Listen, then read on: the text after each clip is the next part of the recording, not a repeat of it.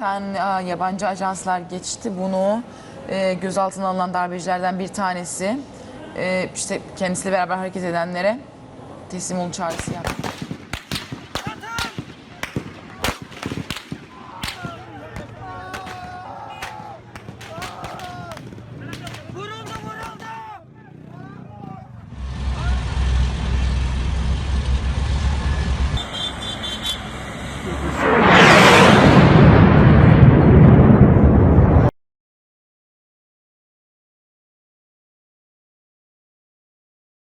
Tatbikat değil mi bu? Tatbikat değil. Herkes evine gitsin. Tatbikat değil. Ve idamesi için her türlü tedbir alınmış ve uygulanmaktadır. Hiçbir vatandaşımızın zarar görmesine müsaade edilmeyecek. Kamu düzeninin bozulmasına fırsat verilmeyecektir. Yapıyorum. O da şudur. Milletimizi illerimizin meydanlarına davet ediyorum. Havalimanlarına.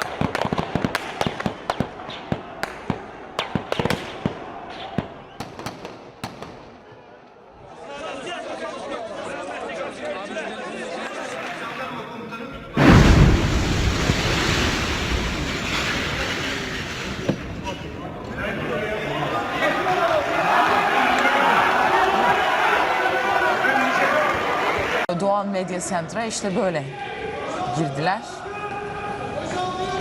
Ellerinde silahlarla girdiler. Yapılan hareket bir ihanet hareketidir. Bir ayaklanma hareketidir.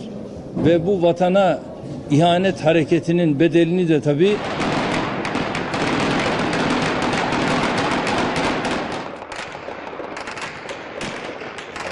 bir operasyon söz konusu olabilir. Bu konuda da gelişmeleri takip edeceğiz. Ankara'da konuğumuz var. Sevgili vatandaşlarım, aziz milletim. 15 Temmuz Cuma gecesi Türk demokrasisi için kara bir lekedir. Maalesef bu kalkışma bastırılmıştır. Ancak şehitlerimiz vardır. Bu teyakkuz halinde bu kararlı yayınınızdan dolayı bir kere daha kutlayımda kontrol altına alınmıştır. Küçük miktarlarda bazı mevzi direnişlerin söz konusu olduğu görülüyor. Ama biraz evvel Genelkurmay Başkan ve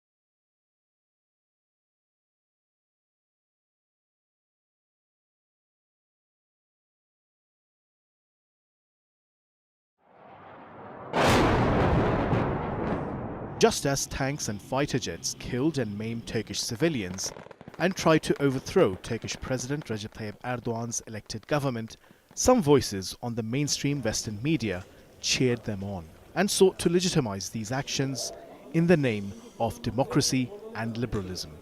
A commentator on America's Fox News said, "In the last few years under the reign, and I mean the reign of Erdogan, it has become a fundamentalist nation run by a crypto-Muslim Brotherhood type of elite. And now the military has said, enough is enough. We're taking our country back." In another instance, a presenter on NBC News remarked, "President Obama may well face a tough choice, side with the military in a coup, or with Erdogan, who's been elected but has been increasingly repressive and autocratic." Once the coup attempt failed, the government went after the network it held responsible for the deaths of more than 250 people and injuries of more than 2,000 others. A PBS News presenter in the US said, "Elements of the military tried and failed to overthrow the government, Since then, the government has mounted a widespread purge in the name of security. Critics of the regime claim this has led to a fierce campaign to silence criticism across all aspects of society. But this Western media framing isn't limited to the July 15 events alone. Many Western journalists and commentators frequently talk about media censorship and restrictions in countries across the global south. They even question and oppose hosting of international events, such as the NATO summit or G20, in those countries. But an analysis of their reporting and social media reveals they're astonishingly silent when it comes to far worse crimes committed by countries they support. A case in point, Israel has killed nearly 200 journalists and more than 70,000 civilians in Gaza. Yet there's been little outrage or calls for boycotts from many of the journalists and outlets that otherwise scrutinize the global south. Their silence over growing attacks on Muslims in the West is also revealing, as is their lack of outrage when Western democracies suppress peaceful protests against the Gaza genocide. Even children and the elderly are in the crosshairs. There's also the issue of free speech. Why? Say the river sentence, please. I Don't say it. I just say from the river, but not from the river, please. You said that 2 times. Please stop it. Otherwise, we have to arrest you again. Okay. Yeah? Many political communication experts highlight what they see as blatant Western media hypocrisy. In 2015, there was a terrorist act. This terrorist act was used by the French government to pass an emergency rule. This emergency rule basically put a standby on the rule of law and put all the executive powers in the hands of the police and the intelligence agencies. And this was completely against human rights and civil liberties. Same thing for the establishment of a new intelligence law that was passed in 2015 as well. Now, these were clear transgressions against the human rights and the civil liberties, but the Western media didn't care about this. You can find some small mentions here and there, but the reality, there was no outcry.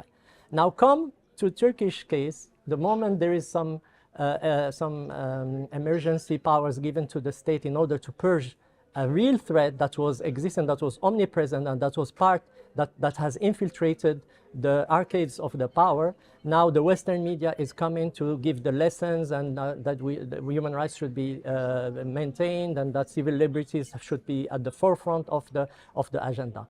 Turkish President Recep Tayyip Erdogan has repeatedly lashed out at these Western double standards, famously declaring that a fairer world is possible. But to build that new, just international order, the fight cannot just be fought in the corridors of political and economic power. It requires dismantling the very media hegemony that shapes whose lives matter and whose democracies are considered worth defending. Hassan Abdullah, TRT World, Ankara.